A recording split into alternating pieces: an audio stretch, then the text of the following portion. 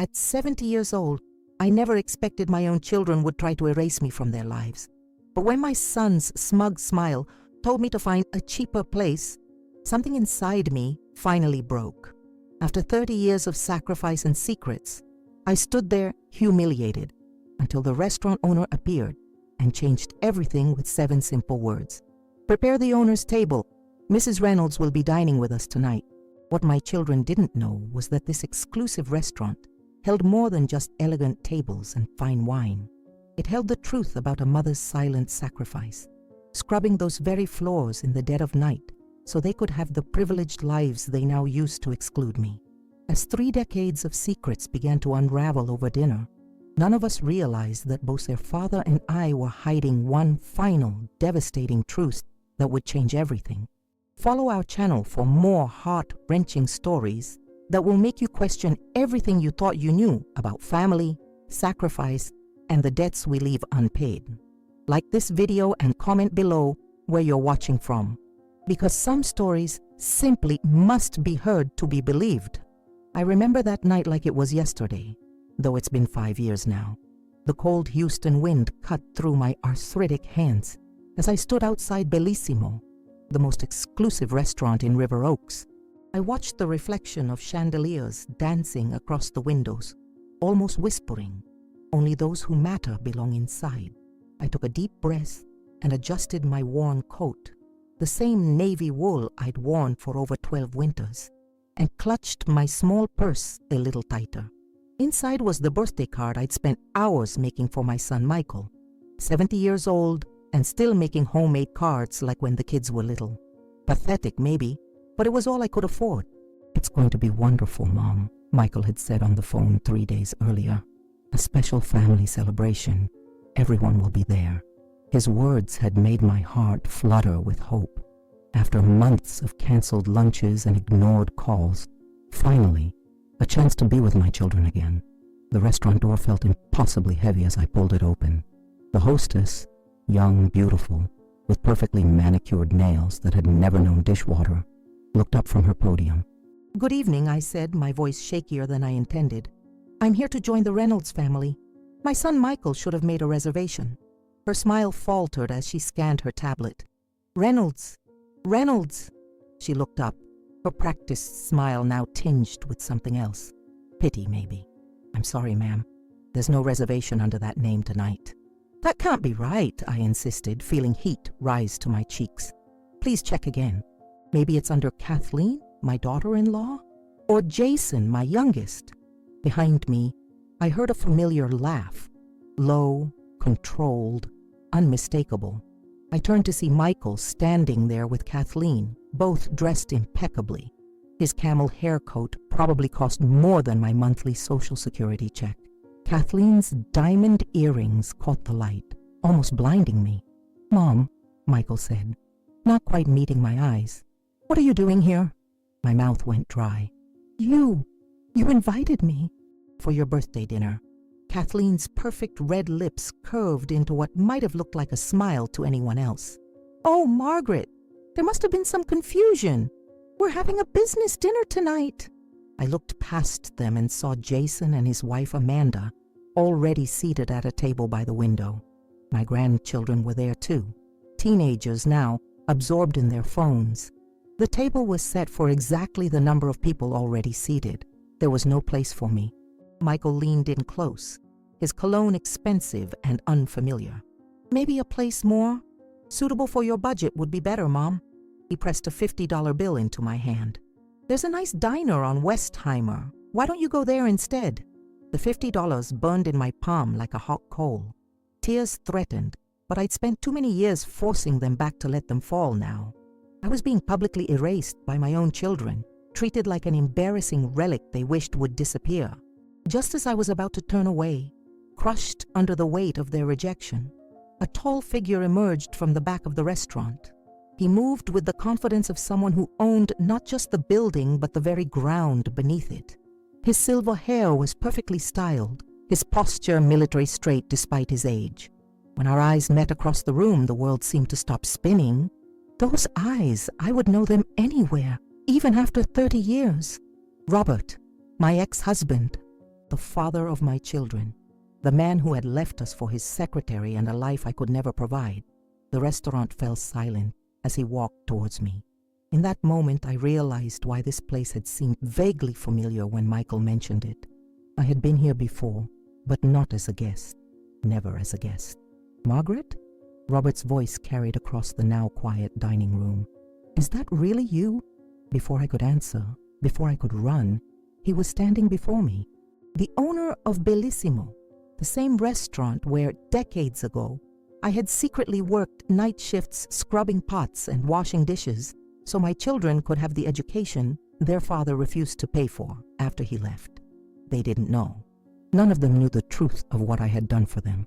The sacrifices made in silence, the dignity swallowed, the aching back and raw hands hidden beneath cheap lotion and even cheaper gloves when I'd visit them on weekends. Robert studied my face, and something passed across his recognition, perhaps, or guilt. "These people giving you trouble?"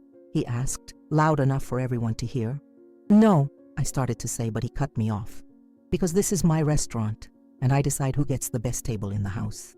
He turned to the hostess. "Prepare the owner's table. Mrs. Reynolds will be dining with us tonight." My children's faces turned ashen. Michael's mouth opened and closed like a fish out of water. Kathleen's perfect composure cracked just enough to show the panic underneath. I could have walked away. I should have walked away. But something inside me, a spark I thought had died years ago, flared to life. I smiled at Robert, then at my son. "Thank you," I said, my voice steadier than I'd expected. "I believe I will stay for dinner after all." In that moment, standing between my past and my present, I had no idea that this unexpected meeting would unravel decades of secrets, expose painful truths, and force us all to face the consequences of choices made long ago. I only knew that for the first time in years, I was visible again, and I wasn't going anywhere. I stood frozen in the entryway of Bellissimo, my weathered hands clutching my purse like a lifeline. The $50 bill Michael had tried to press into my palm had fallen to the floor between us, neither of us moving to pick it up. The restaurant's soft lighting seemed to intensify, highlighting the shock on my children's faces as Robert, my ex-husband, their father, the man who had abandoned us 30 years ago, personally escorted me to what he called the owner's table. My legs trembled with each step across the polished marble floor. I could feel every eye in the restaurant following us, whispers trailing in our wake like autumn leaves. The same floor I had once mopped in the dead of night, when the last customer had gone and only the cleaning staff remained. Back then, I would have given anything to sit at one of these tables. Now I would have given anything to disappear. "You look well, Margaret," Robert said, his voice carrying just enough for those nearby to hear. He hadn't aged the way I had. His face bore distinguished lines rather than the deep furrows that marked mine. His hands were smooth and manicured. Mine were knotted with arthritis and years of work without gloves in harsh cleaning chemicals. 30 years is a long time, I managed to say, my voice steadier than I felt. His eyes, those same steel blue eyes that had once looked at me with such love, then later with such indifference, flickered with something I couldn't quite name.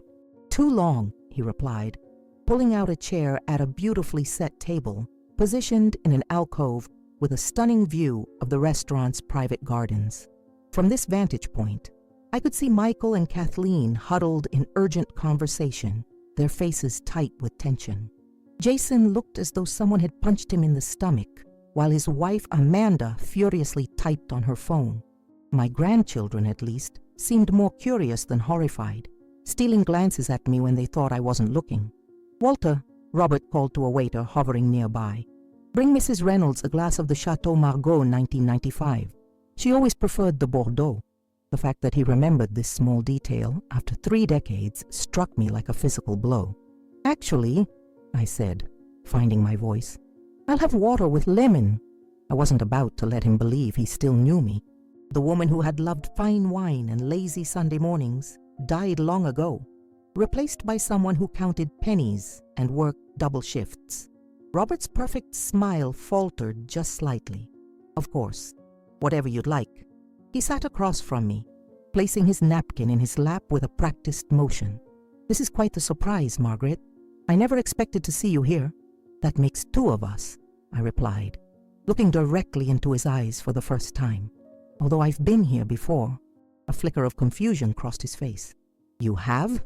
Before I could respond, Michael appeared at our table, his face a mask of professional composure that didn't quite hide the panic underneath. Kathleen hovered at his elbow, her perfect smile stretched too thin.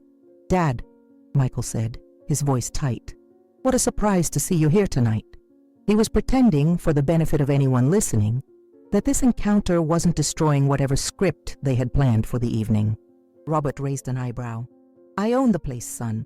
The surprise is seeing your mother here, alone, when I specifically heard you mention a family celebration when you made the reservation. So there had been a reservation after all, just not one that included me." Michael's face flushed red. "There was a misunderstanding. Mom wasn't supposed to—" "To what?" Robert interrupted, his voice sharp enough to cut glass. "To be included in her own family's dinner. To sit at the same table as her children and grandchildren." The silence that followed was deafening. I looked down at my empty plate, at the elaborate place setting with more forks and spoons than any person could possibly need. I remembered polishing these same silver settings years ago, my reflection distorted in their gleaming surfaces. "Perhaps," Kathleen interjected smoothly, "we should all sit together, as a family." Her emphasis on the last word felt like a mockery. Robert's eyes never left my face. "Margaret, what would you prefer?" "What would I prefer? I would prefer to have never walked into this restaurant tonight. I would prefer to have never seen the contempt in my son's eyes when he suggested I go somewhere more suitable. I would prefer to have never been abandoned with 2 young children and no way to support them except by taking jobs no one knew about. Jobs that broke my back and my spirit, but kept food on the table. But those weren't the choices before me now.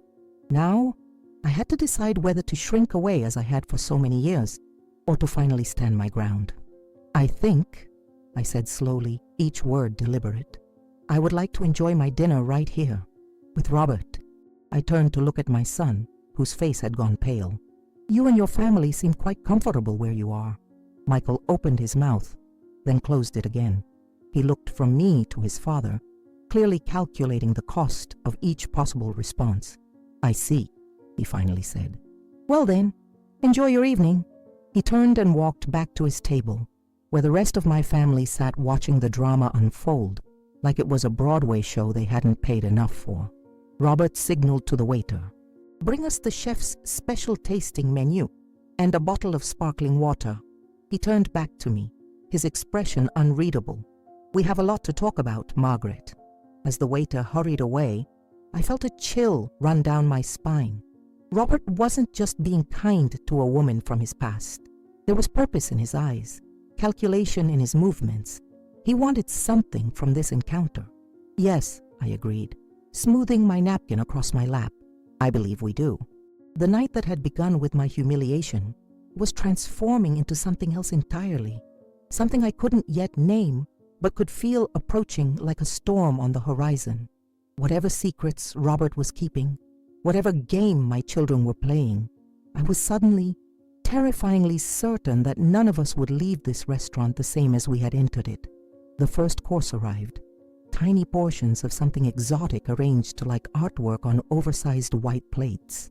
A far cry from the boiled potatoes and meatloaf stretchers I'd perfected during those lean years after Robert left. I watched him take a bite, closing his eyes briefly in appreciation of flavors I could barely comprehend. "Try it," he encouraged. Chef Pascal trained in Paris before I convinced him to move to Houston. I lifted my fork, suddenly aware of how my hand trembled slightly, the early signs of the arthritis that had plagued my mother in her later years. I could feel my children watching from across the room, their gazes burning into my back. The morsel tasted unlike anything I'd eaten before. Rich, complex, almost overwhelming. "It's lovely," I said quietly, though the food turned to ash in my mouth. My appetite had vanished the moment I realized my children had deliberately excluded me from their lives. Robert studied me with those penetrating eyes, that had once made me feel like the only woman in the world. Now they made me feel exposed, vulnerable, like he could see through the carefully constructed walls I'd built around myself. "You said you've been here before," he prompted, sipping his water. "I don't recall ever seeing you as a guest." I placed my fork down carefully, aligning it perfectly with the edge of the plate. I wasn't a guest. His eyebrows rose slightly. "Oh?" I hesitated, weighing my words. How much should I reveal? How much did he already know? The restaurant hummed around us. Quiet conversations, the gentle clink of silverware against fine china, soft background music from a pianist in the corner. This world of luxury felt as foreign to me now as it had 30 years ago. "After you left," I began, my voice lower than intended. "Things were difficult." Robert's expression shifted, discomfort, perhaps even guilt, flickering across his features. "I paid child support, Margaret." "The court-ordered amount," I almost laughed. "Yes, $300 a month for 2 growing children." "It was a different time," he countered, defensive now. "And I was just starting out. I didn't have all this back then." He gestured vaguely around the elegant restaurant. The second course arrived, some kind of seafood in a delicate sauce. I waited until the server departed before continuing. "Michael needed braces, $9,000. Jason had to have his tonsils removed. Another $5,000 our insurance wouldn't cover." My voice remained steady, each word measured. "College tuition, school clothes, summer camps so they could make the right connections." Robert frowned slightly. "Your parents helped, surely. Your father was quite comfortable, as I recall." The mention of my father sent a sharp pain through my chest. "Dad died 6 months after you left. Heart attack. Mom needed care herself after that. There was nothing left." "I didn't know," he said, and for a moment I almost believed him. "There was a lot you didn't know," I replied, my fingers tracing the stem of my water glass. "You didn't know that I took 3 jobs. You didn't know that I slept 4 hours a night for years. You didn't know." I stopped myself. The old instinct to protect my children's image of their father still powerful after all these years. But they weren't children anymore, and they had made their choice tonight. "I worked here," I said finally, looking directly into his eyes.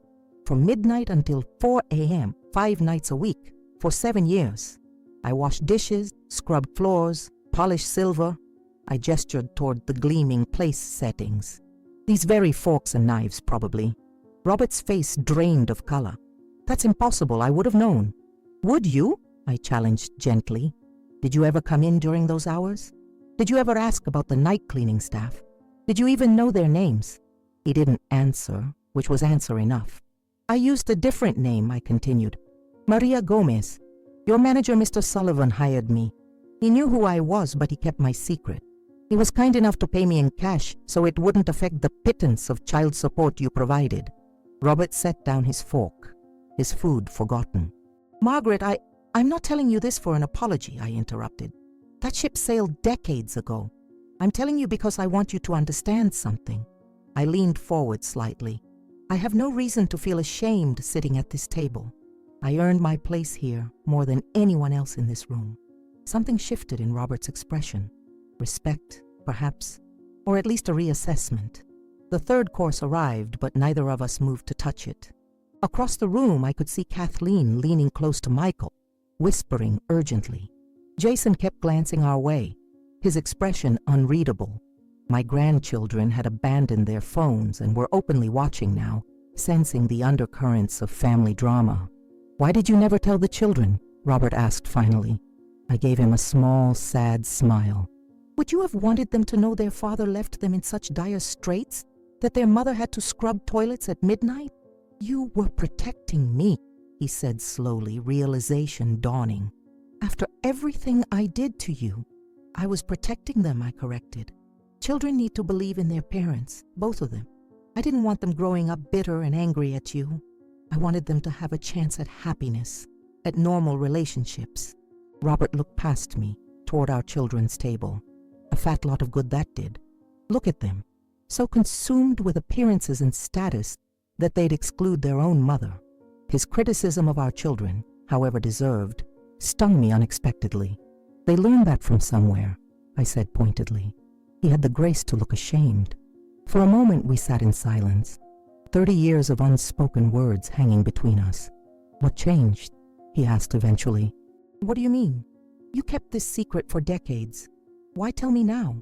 I thought about the medical file tucked in my bedside drawer at home, the appointments scheduled for next week, the decisions I would soon have to make alone.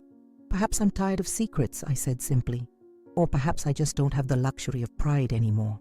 Robert studied me for a long moment, then signaled to the waiter. Bring us a bottle of the Chateau Margaux after all, he said. We have a great deal to discuss. As the waiter hurried away, I caught Kathleen's eye across the room. The look she gave me was venomous, calculating. I realized with sudden clarity that whatever game was being played tonight, I was only beginning to understand the rules, and for the first time in decades, I was determined to win. The wine arrived, a bottle that probably cost more than my monthly rent. I watched as the sommelier performed the elaborate ritual of presentation, uncorking, and pouring with practiced precision. Robert nodded his approval after tasting, and soon a deep ruby liquid filled my glass. I hadn't had a proper glass of wine in years. My budget allowed only for the occasional bottle of something cheap and sweet from the grocery store when I felt particularly indulgent. To unexpected reunions, Robert said, raising his glass. I hesitated before lifting mine. To truce, I countered quietly. As I took my first sip, the rich complexity of the wine spread across my tongue, awakening memories I had carefully packed away. Sunday afternoons in our first apartment before the children came, when Robert would bring home a nice bottle and we'd listen to jazz records, dreaming of the future we would build together. A future that had evaporated like morning dew when his secretary, 24 and beautiful in ways I could never compete with after 2 children, caught his wandering eye. This was always your favorite, Robert said, watching me over the rim of his glass. You remember that little restaurant in Austin where we celebrated our 5th anniversary? They had this same vintage. The memory stung. I remember you ordered champagne that night too, and told me you'd be gone by the weekend. Robert's face fell. Margaret, let's not pretend this is a sentimental reunion, I said, setting down my glass. You want something from me? What is it? He studied me, perhaps seeing for the first time the hardness that years of struggle had carved into me. Gone was the soft-spoken English teacher he had married, replaced by a woman who had learned to survive on her own. Direct as always, he said with a small smile. I've missed that. You've missed very little about me, I replied evenly. Now please, what is this about? Robert sighed, glancing toward our children's table before leaning forward. I'm dying, Margaret. The words hung in the air between us, oddly weightless despite their gravity. I felt a complex tangle of emotions, shock, disbelief, and something else I couldn't immediately identify. Pancreatic cancer, he continued when I didn't respond. Stage 4. It spread to my liver. They've given me 3 months, maybe 4, with aggressive treatment. My hand trembled slightly as I reached for my water glass instead of the wine. I'm sorry, I said, and meant it despite everything. Robert's eyes searched mine. Are you? I considered the question seriously. Yes, I wouldn't wish that on anyone. I paused. Do the children know? He shook his head. Not yet. That's part of why I wanted to see them tonight. But then you appeared and he gestured vaguely. It complicated things. A sharp pain lanced through my chest. Not emotional, but physical. The same pain that had sent me to Dr. Harper last month, resulting in a series of tests and a diagnosis I hadn't yet shared with anyone. The irony wasn't lost on me. Life is full of complications, I said, pressing my palm against my sternum briefly before dropping it back to my lap. I hoped Robert hadn't noticed, but his eyes narrowed slightly. Are you all right? Fine, I said automatically. Just heartburn. Before he could press further, I changed the subject. Why are you telling me this? We haven't spoken in decades. Robert took another sip of his wine, seeming to gather his thoughts. I need to set things right before I go. With the children. With you. He paused. And there are financial matters to discuss. Ah, there it was. I don't want your money, Robert. It's not about what you want. he said, his voice taking on an edge of frustration. It's about what's right, what I owe you.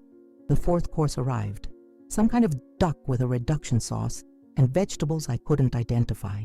I waited until the server departed before responding. You owe me nothing, I said. We settled all that in the divorce. Robert laughed bitterly. Settled? I gave you the house with a mortgage I knew you couldn't afford, and a child support payment that wouldn't cover groceries. Meanwhile, I walked away with my business, my investments, and my freedom. He shook his head. I didn't want to see what that would do to you, to the kids. I pushed the food around my plate, my appetite still absent. And now, facing the end, your conscience is bothering you. Yes, he said simply. Is that so hard to believe? I looked across the restaurant to where our children sat, their meal progressing in uncomfortable silence. Michael kept checking his watch, while Jason seemed to be drinking more than eating. My grandchildren, Emily and Tyler, now teenagers, looked bored and restless. What were they celebrating tonight? I asked suddenly, before I arrived and disrupted everything. Robert followed my gaze. Michael's promotion, he's being made partner at his firm. A milestone in my son's life that I hadn't known about. A celebration I wasn't meant to be part of. The pain in my chest returned, sharper this time. You're going to leave them your money, I guessed, returning to our conversation. And you want my blessing? Is that it? Robert's eyes snapped back to mine. No, I want to leave it to you. The words hit me like a physical blow. What? Everything, he continued. The restaurant group, the real estate holdings, the investment portfolio, all of it, to you. I stared at him, certain I had misheard. That's absurd. Your children, our children, he corrected, have had every advantage I could give them. The best schools, connections to start their careers, down payments on their homes. His expression hardened. And yet they've become the kind of people who would exclude their mother from a family celebration. I shook my head, trying to process what he was saying. You can't punish them for that.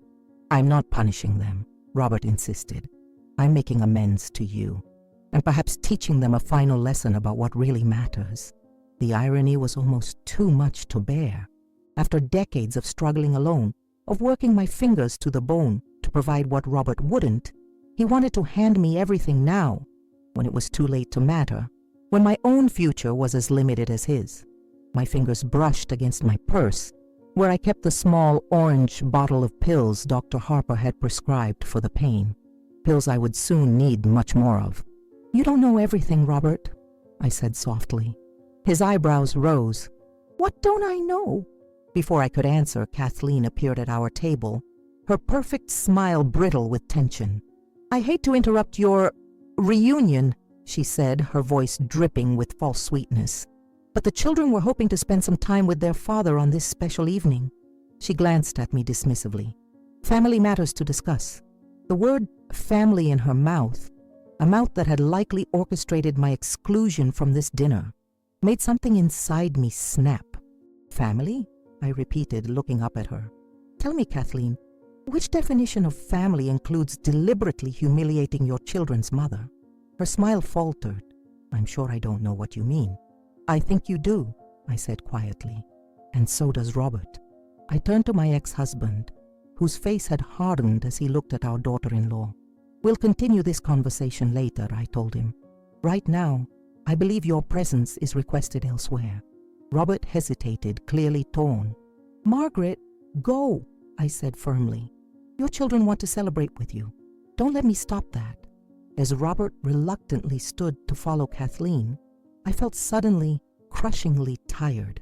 The evening had unleashed emotions I'd kept carefully contained for decades, and the effort of maintaining my composure was taking its toll. What Robert didn't know, what no one knew, was that I had my own ticking clock. 3 months, maybe 4, the same sentence he'd been given.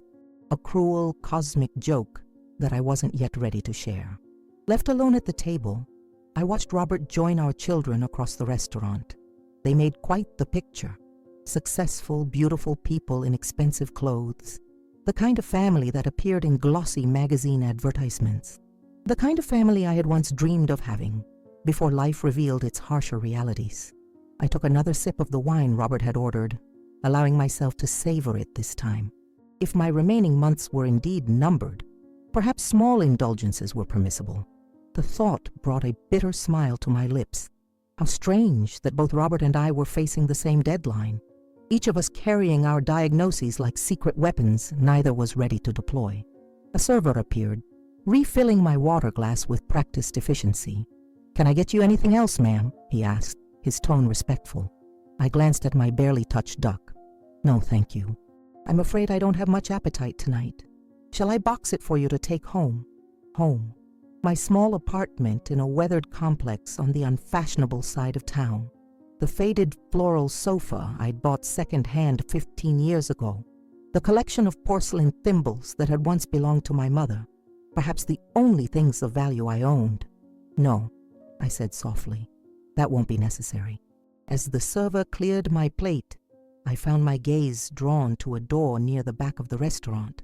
A service entrance I recognized all too well. How many times had I slipped through that door in the dead of night, my uniform hidden under a shabby coat, praying I wouldn't encounter anyone who might recognize me. The memory was so vivid I could almost feel the weight of the industrial mop in my hands, smell the harsh chemicals that had dried my skin and stained my fingernails. 25 years ago, I had worked in this very restaurant, invisible to the wealthy patrons, who never spared a glance for the woman who cleaned up after them.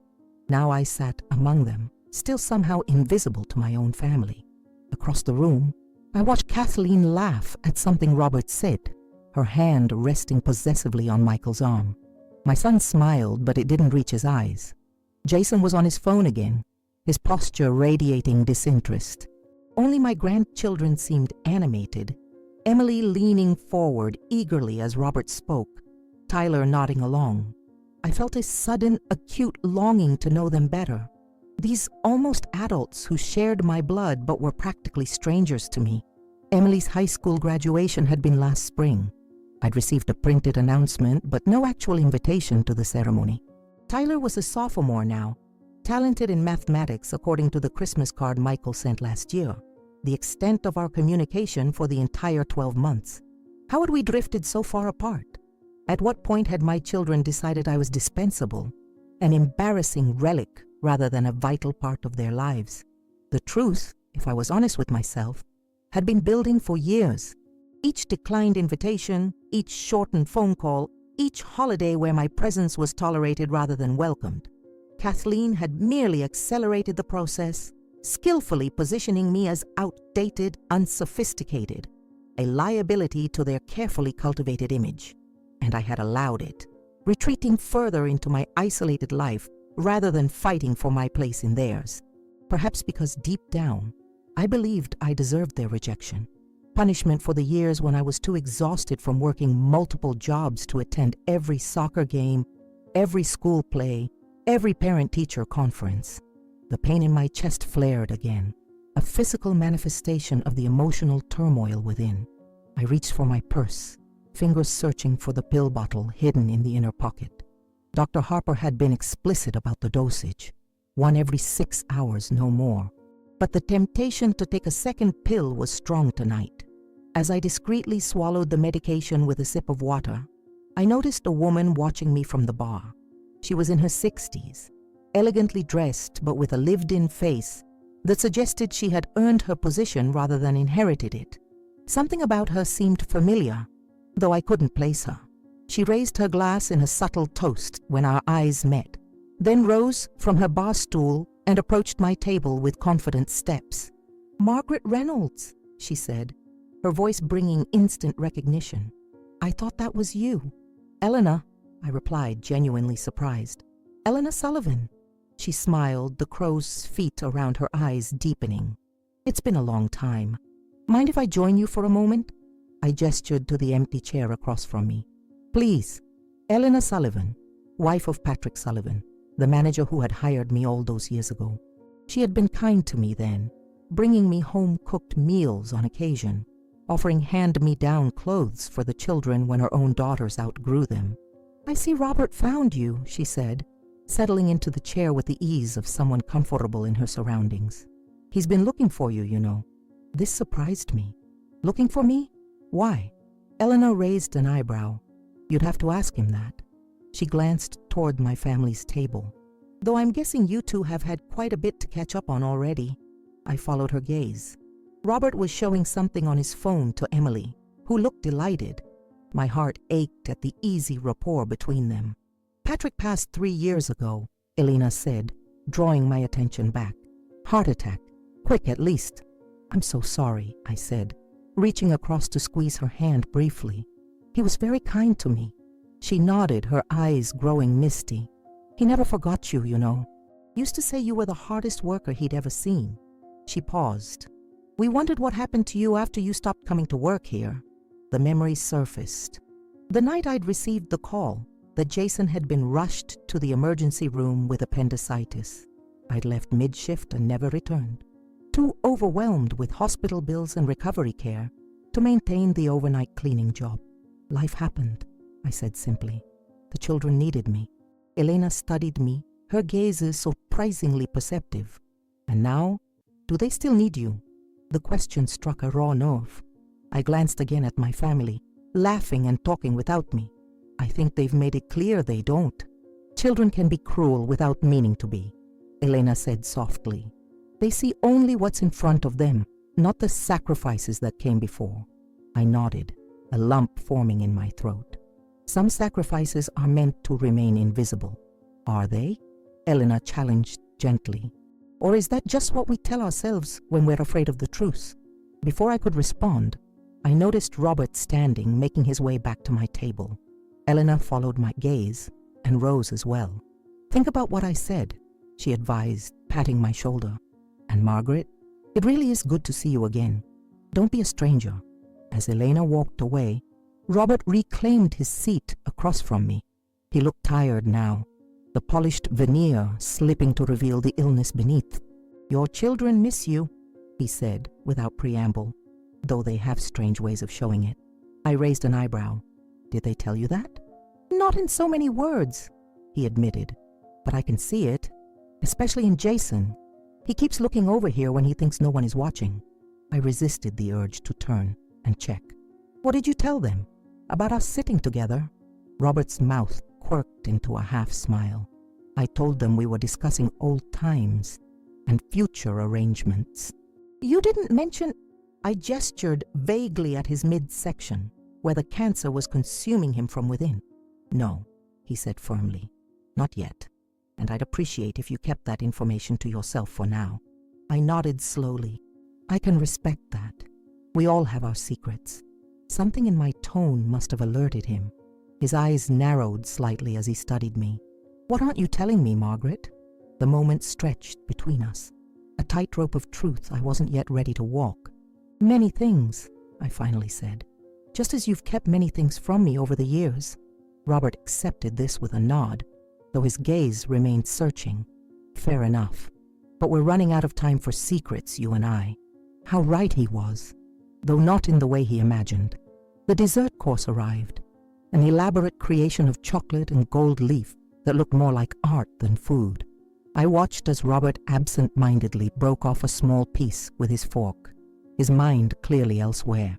The restaurant had grown quieter as the evening progressed, the ambient noise softening to a gentle murmur of conversations and the occasional clink of silverware against fine china. You need to tell them, I said quietly, returning to our conversation. About your condition. Robert sighed, setting down his fork. I know. I've tried 3 times to get them all together. Tonight was supposed to be the night. He glanced at our children's table, but then Kathleen orchestrated this whole celebration for Michael's promotion, and it never seemed like the right moment. There is no right moment to tell your children you're dying, I said, my voice gentler than I'd intended. Despite everything, I couldn't help feeling a pang of sympathy for him.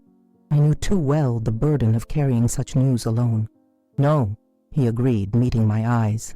I suppose you're right about that. A commotion from our children's table drew our attention. Kathleen had stood up, her voice carrying across the now quieter restaurant.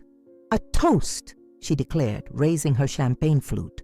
To Michael, the newest partner at Wainwright and Associates. We always knew you were destined for greatness. The other patrons smiled indulgently at the family celebration. Michael looked simultaneously pleased and embarrassed by the attention, while Jason's expression was difficult to read, something between envy and resignation. "To Michael," Robert echoed, raising his glass from our table. I lifted mine as well, catching my son's eye across the room. For a brief moment, something flickered in his expression. Surprise, perhaps, or a ghost of the little boy who had once looked at me with unconditional love. Then Kathleen continued, her perfectly manicured hand resting possessively on Michael's shoulder. "And to our family, who has supported him every step of the way, who has made sacrifices to ensure he had every advantage, every opportunity to succeed." My hand froze mid-air, the wine in my glass catching the light like liquid rubies. Sacrifices? What sacrifices had she made? The words struck me like physical blows, each one a theft of my own untold story. "To the private schools we prioritized over vacations," she continued, her voice syrupy sweet. "To the networking events we hosted at personal expense. To the unpaid internship we supported during that crucial first summer." Each "we" burned in my ears. I thought of the second mortgage I'd taken out on our modest home to pay for Michael's first year at Princeton, the night shifts I'd worked at the hospital, emptying bedpans and changing linens to cover Jason's tuition at Rice, the Christmas I'd gone without heat because the furnace repair cost matched exactly what I needed for their semester books. Robert must have sensed my distress. He reached across the table, his fingers brushing mine briefly. "She doesn't know," he murmured. "She doesn't want to know," I corrected, my voice tight with suppressed emotion. Kathleen raised her glass higher, and most importantly to the values we've instilled. The understanding that excellence matters, that appearances count, that associating with the right people opens the right doors. Something inside me snapped. The pain in my chest flared hot and insistent, but a different kind of fire was building, one fueled by decades of silence, of invisibility, of allowing my children to believe their success came from anywhere but my bleeding hands and broken back. Before I could stop myself, I stood up. My chair scraped loudly against the polished floor, drawing every eye in the restaurant. "I'm sorry," I said, my voice carrying in the sudden quiet, "but I simply can't listen to this fiction any longer." Kathleen's perfect smile froze on her face. Michael looked mortified, while Jason seemed almost relieved, as if he'd been waiting for this moment. "Mom," Michael began, his tone warning. "No," I said firmly. "I've stayed silent for too long." I moved toward their table, aware of every eye in the restaurant following me. Robert half rose from his seat, as if to stop me, then slowly sank back down. "You speak of sacrifices," I said, addressing Kathleen directly now, "of advantages given, of opportunities provided." My voice remained steady, though my heart raced wildly in my chest. "But you weren't there." "Mother, please," Michael hissed. "This isn't the time or place." "When is the time, Michael?" I asked, turning to my son. "When would be convenient for you to hear the truth? Because I've waited 30 years, and the invitation never came." The silence in the restaurant was absolute now. Even the kitchen staff had paused to watch the drama unfolding. "You never lived in a home without heat," I continued, each word deliberate. "You never wore shoes with cardboard insoles because new ones weren't in the budget. You never saw me come home at dawn, hands raw from industrial cleaners, back aching from mopping floors all night." I turned to include Jason in my gaze. "Both of you went to the best schools, had the best doctors, the best opportunities, not because your father provided them, and certainly not because of her." I gestured toward Kathleen, whose face had flushed an ugly red. "But because I worked 3 jobs, because I sacrificed everything, my health, my future, any chance at happiness, to ensure you had what you needed." "That's ridiculous," Kathleen interjected, her voice brittle. "Michael's father paid for his education. Tell her, Robert." All eyes turned to Robert, who remained seated at our table, his expression unreadable. "Actually," he said after a moment that stretched like eternity, "I only paid what the court ordered, which, as Margaret pointed out earlier, was barely enough to cover groceries. A murmur rippled through the watching patrons. My grandchildren looked confused, then horrified as understanding dawned. "You're saying," Emily began, her young voice cutting through the tension. "I'm saying," I continued gently, looking at my granddaughter directly, "that your grandmother worked as a night cleaner in this very restaurant to help pay for your father's education. That I scrubbed these floors and washed these dishes while you were sleeping, so that you could have the privileges you now take for granted." The tears I'd held back all evening finally threatened to spill. I'm saying that I have never once been ashamed of the work I did to support my children. But tonight, for the first time, I am ashamed of the adults they've become. Jason stood abruptly, his chair nearly toppling behind him. "Why didn't you ever tell us?" he demanded, his voice raw with emotion. "Would it have mattered?" I asked simply. "Would you have seen me differently? Included me in your lives more?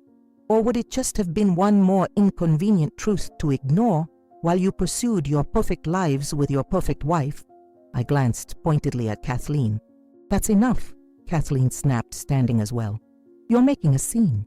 "No, Kathleen," I replied, my voice suddenly tired. "I'm finally claiming my place in a story you've been rewriting without me for years." The pain in my chest returned with sudden breathtaking intensity. I pressed my hand against my sternum, aware that my time for truth-telling might be more limited than anyone realized. "You can exclude me from your dinners," I said, looking at each of my children in turn.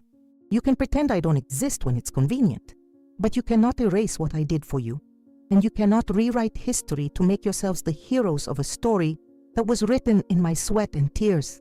As the last words left my lips, I felt a strange lightness, as if unburdening myself of these long-held secrets had physically altered my weight in the world.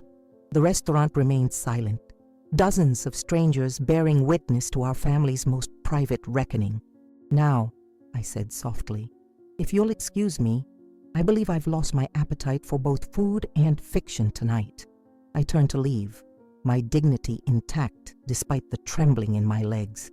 As I passed Robert's table, he reached out and caught my hand. "Stay," he said simply. "Please." But I gently pulled away. Some revelations required space to land, to be processed, to sink into the soil of understanding before new growth could emerge.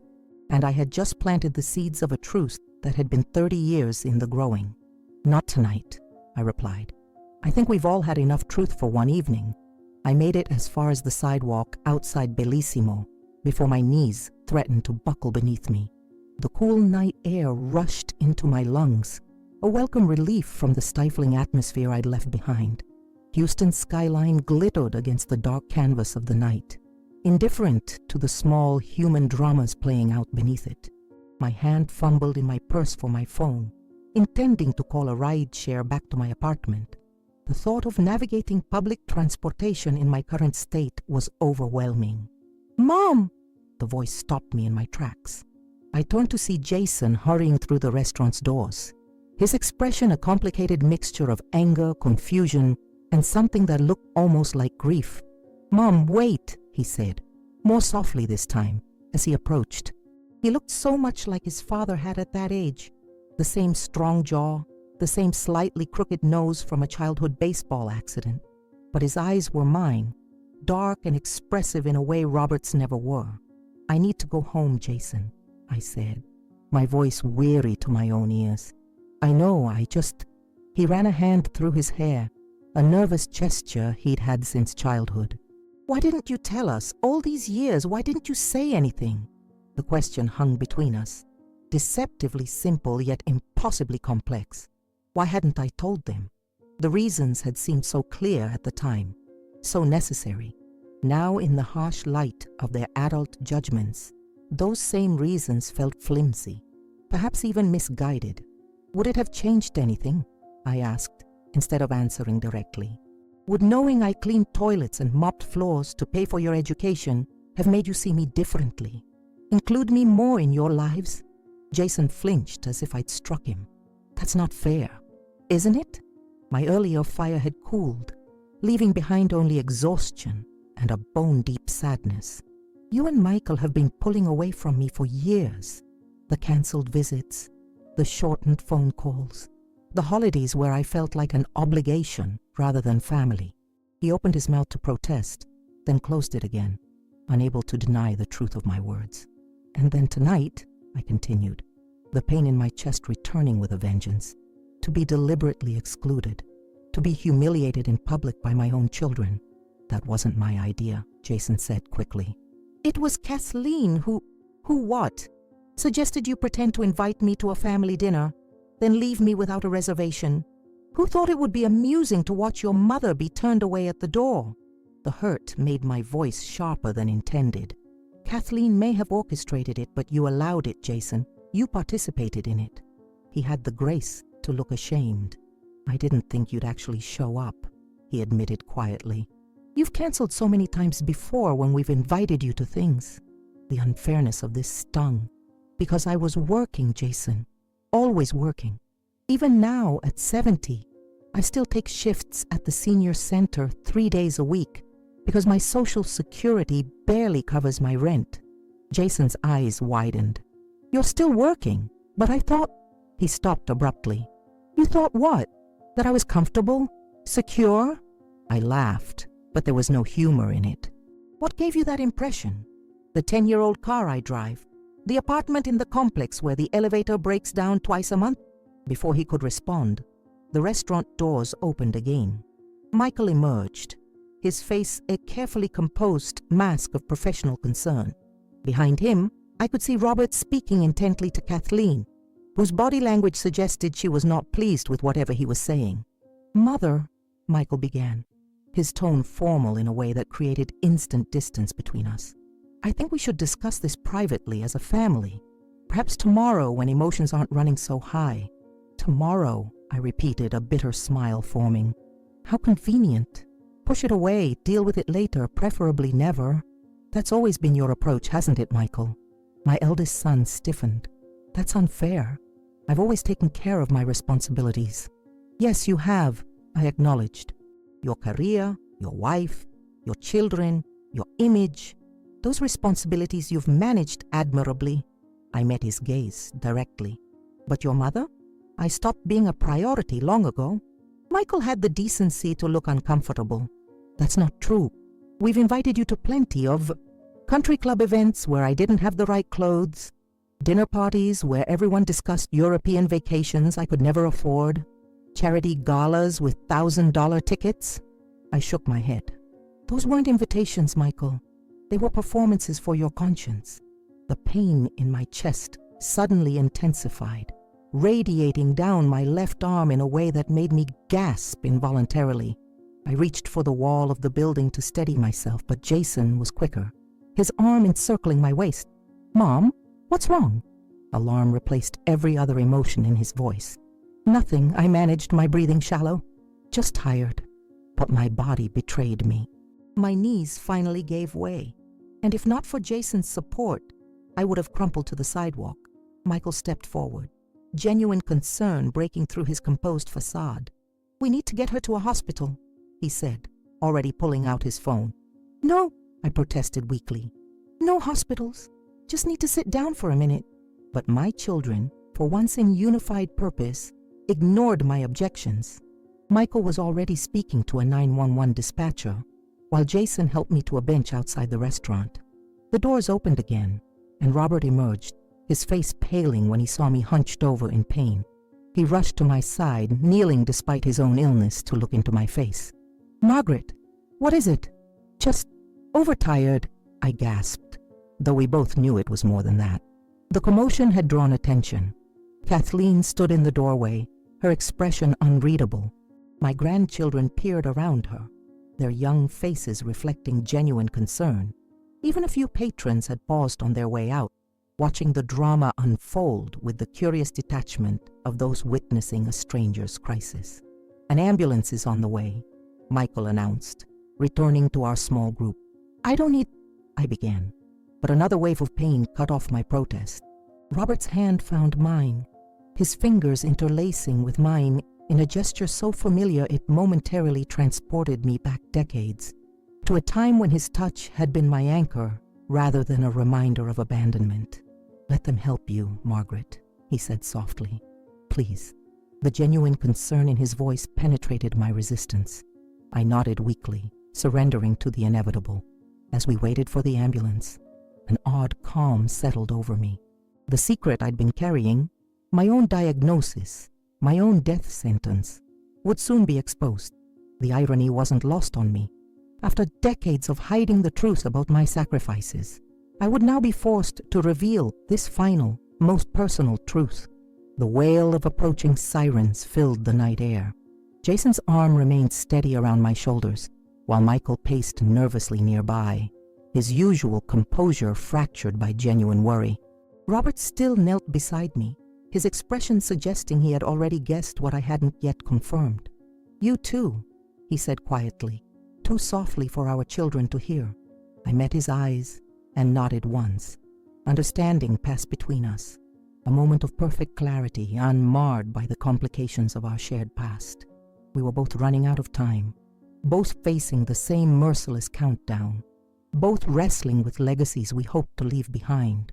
As the ambulance pulled up, lights flashing against the darkened storefronts, I realized that the evening's revelations were far from complete. The truth about my sacrifices had been only the beginning. What remained to be told about my health, about Robert's, about the tangled web of promises and secrets between us, would reshape my children's understanding of their past, present, and future in ways I could hardly predict. The paramedics approached with efficient concern, their questions professional and direct. As they helped me onto a stretcher, I caught a final glimpse of Bellissimo's elegant facade, the restaurant where I had once scrubbed floors in secret, where I had tonight reclaimed my voice, and where, it seemed, my final chapter had unexpectedly begun to unfold. Hospitals at night have a peculiar quality, a suspended reality where time seems to flow differently than in the outside world. The fluorescent lights cast everything in an unforgiving glow, making even the healthiest skin appear sallow and sickly.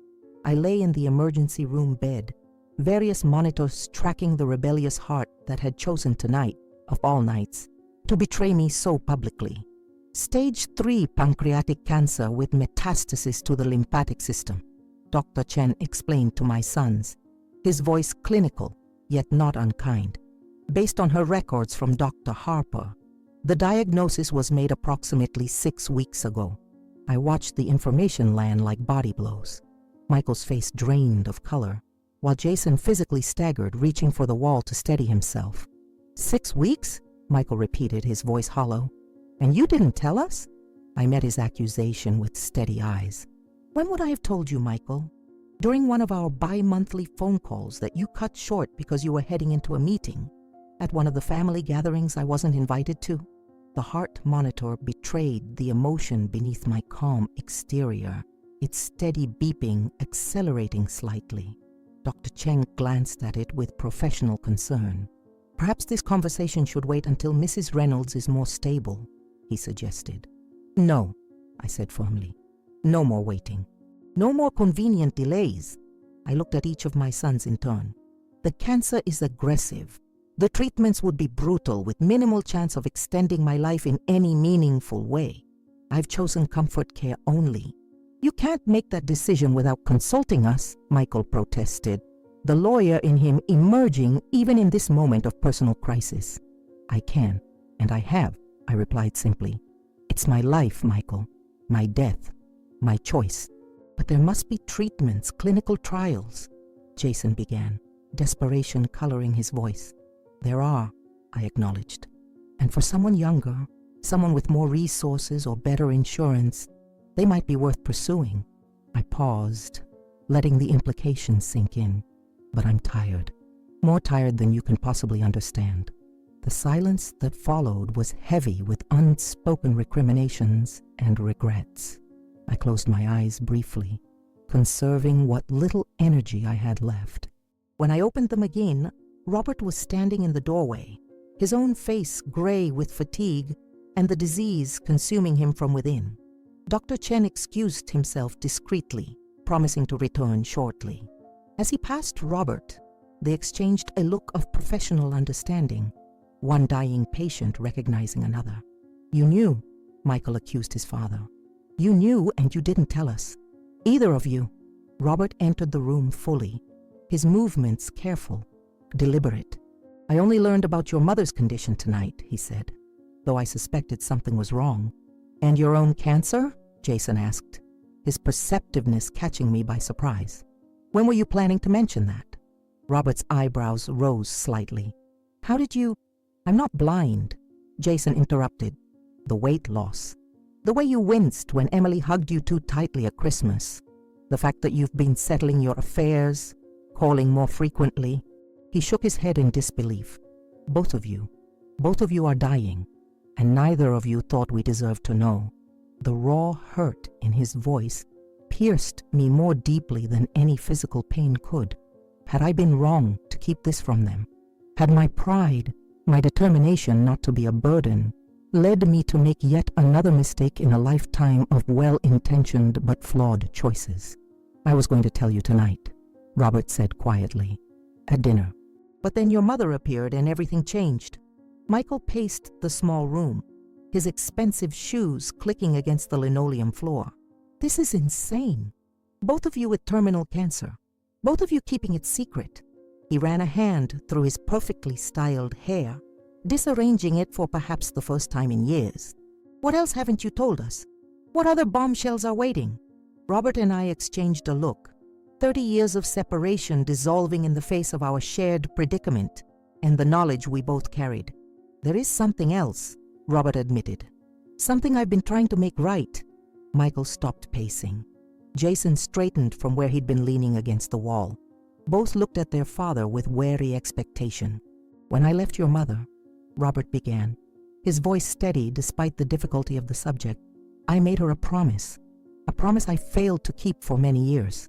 I closed my eyes again, remembering that day with perfect clarity, the packed suitcases, the tearful children, the deafening silence after the door closed behind him, and then, hours later, his return for one final conversation.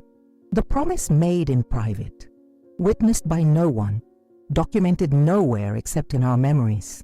I promised that she would never want for anything, Robert continued, that in exchange for her silence about certain indiscretions on my part, she and the children would be provided for generously. He paused, shame evident in his posture. I kept only the minimal legal obligation, the child support ordered by the court and nothing more. What indiscretions? Michael asked sharply. Robert's gaze dropped to his hands. The affair with Rebecca was not my first. There were others before her, and there were financial improprieties at the company we owned together, your mother and I. Money that should have been hers that I diverted elsewhere during the divorce proceedings. The monitor tracking my heart rate spiked again. Not from the revelation. I had lived with this knowledge for decades, but from finally hearing him admit it aloud. You stole from Mom? Jason's voice was incredulous. Yes, Robert said simply. I falsified documents, hid assets, ensured the settlement was a fraction of what she was entitled to. He looked at me directly. I told myself it was justified because I needed the capital to build the restaurant group, that eventually I would make it right. But you never did, I said quietly. No, he acknowledged. Success came, then more success. It became easier to ignore my promise, to pretend that the minimal support I provided was sufficient. He turned back to our sons, until 3 months ago, when I received my diagnosis. Michael's legal mind was clearly racing, calculating implications, potential actions, consequences. That's why you've been changing your will, he realized aloud. That's why you've been meeting with the estate attorneys. Robert nodded. Everything I built, the restaurant group, the real estate holdings, the investment portfolio, legally, half of it should have been your mother's all along. I'm simply returning what I took, with 30 years of interest. The silence that followed this revelation was absolute, broken only by the steady beep of my heart monitor and the distant sounds of the hospital at night. Does Kathleen know about this? Michael finally asked, his voice carefully neutral. No, Robert replied. No one knew except my attorneys. And now you. I watched the calculations continue behind Michael's eyes. What this would mean for his own inheritance, for the family's financial future, for the power dynamics that had been established over decades. "It's not about the money," I said softly, drawing their attention back to me. "It never was." "Then what was it about, Mom?" Jason asked, genuine confusion in his voice.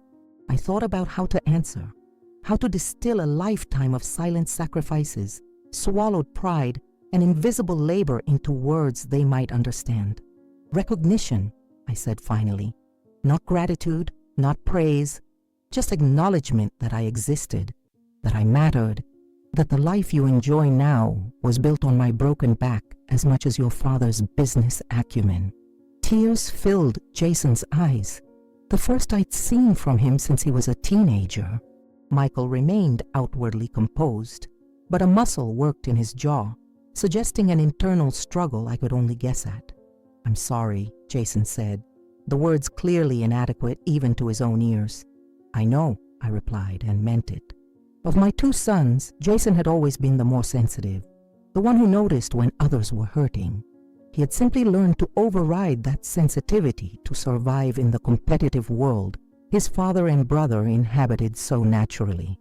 Michael remained silent, processing, always processing, analyzing, calculating, so much like his father that it sometimes hurt to look at him.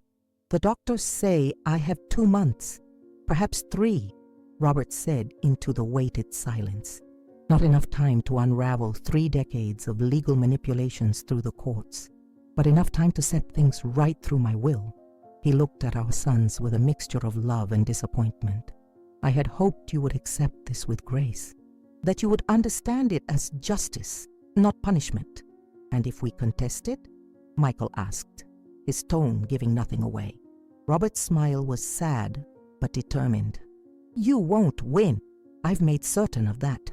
In that moment, watching the tableau of my broken family, trying to make sense of revelations too long in coming, I felt a strange sense of peace descend. The truth, all of it, was finally on the table. No more secrets, no more silent sacrifices, no more invisible debts. Whatever happened next, I would face it with the dignity I had fought so hard to maintain through years of struggle. And perhaps in these final months, my children would finally see me, truly see me, for the first time. Sometimes the most profound sacrifices are the ones made in silence, hidden from the very people who benefit from them. Margaret's story reminds us that behind every successful child often stands a parent who gave up dreams, comfort, and dignity to provide opportunities they themselves never had. What would you have done in Margaret's place? Would you have revealed the truth sooner, or like her, protected your children from knowing the harsh realities that secured their future? As both Margaret and Robert faced their final months with terminal illnesses, they found that the truth, however painful, was the only real legacy worth leaving behind. Not money, not property, but honest recognition of the invisible debts we accumulate to those who love us most. In your own life, who has made silent sacrifices for you that remain unacknowledged? And more importantly, whose sacrifices might you be taking for granted right now? If this story touched your heart, please take a moment to like, share, and subscribe to our channel for more powerful stories that illuminate the complex bonds of family. The greatest gift we can give each other isn't wealth or status, but the simple acknowledgement that everyone's struggle matters, especially those we've been conditioned not to see. Comment below with your thoughts on Margaret's journey and whether you would have made the same choices she did.